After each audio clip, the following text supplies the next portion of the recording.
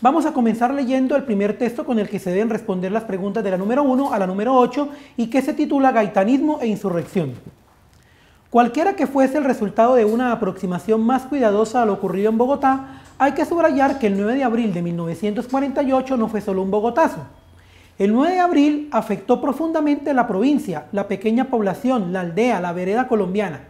Fue en realidad una insurrección nacional que, sobre todo fuera de Bogotá, puso al descubierto la enorme capacidad creativa de las masas para la acción revolucionaria.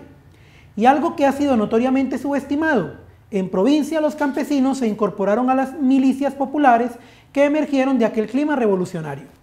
De hecho, en ese viernes y en los días subsiguientes solo había un calificativo que le daba unidad a la diversidad. Todos los sectores sociales, víctimas y victimarios, verdugos e insurgentes, se referían a lo que acontecía como la revolución. Pero, naturalmente, el contenido del término no solo variaba según la actitud que se asumía frente al levantamiento, sino también según las formas concretas que éste adoptaba en las diferentes regiones del país.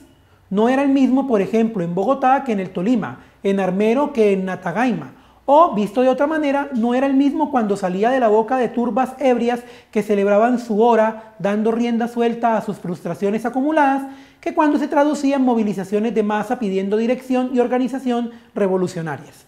Adaptado de Sánchez Gonzalo, El gaitanismo y la insurrección, el 9 de abril en provincia, Anuario Colombiano de Historia Social y de Cultura, volumen 10.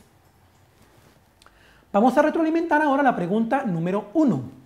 Su enunciado nos plantea lo siguiente: cuando en el primer párrafo se habla de insurrección nacional, el autor se refiere a las protestas iniciadas por algunos sectores del Partido Liberal, B, al levantamiento o rebelión de algunos sectores del pueblo colombiano, C, a las marchas que hicieron los campesinos desde las provincias a Bogotá, y D, al pedido de las masas del país por la transformación del régimen.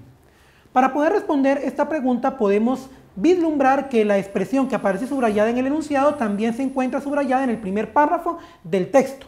Lo que debemos hacer es ubicarnos en el contexto y en la información que se está diciendo al lado de la expresión insurrección nacional. Es importante comprender que lo que está diciendo al lado de insurrección nacional son aspectos que se refieren directamente a la información de lo que pasó en las veredas, en las provincias, en los pueblos, en las regiones, como la gran cantidad de marchas que afectaron a estas poblaciones y que permitieron que lo que ocurrió en Bogotá también afectara a las regiones de la periferia de lo que era la ciudad capital de Colombia en ese momento, el 9 de abril de 1949. Por lo tanto, con esa información que está en el primer párrafo podemos mirar las opciones. La opción A dice que las protestas iniciadas por algunos sectores del Partido Liberal. El texto no está diciendo que las protestas fueron generadas por un partido en particular, sino que fueron los campesinos, las personas que vivían en las regiones aledañas a Bogotá, quienes iniciaron marchas hasta llegar a la capital a partir de los sucesos ocurridos ese viernes, según lo relata en el texto. Por lo tanto, la opción A debe ser descartada.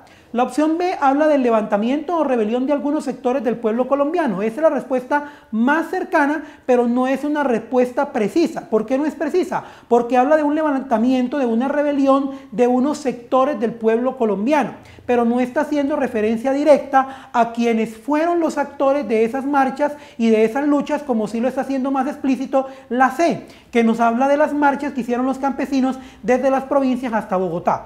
Como podemos ver en el primer párrafo, cuando se hace referencia a la insurrección nacional, se describe a la misma como el movimiento del campesinado que afectó, como ya lo hemos dicho, a las veredas, a las regiones, a las provincias y que hicieron que esos campesinos marcharan a la ciudad de Bogotá.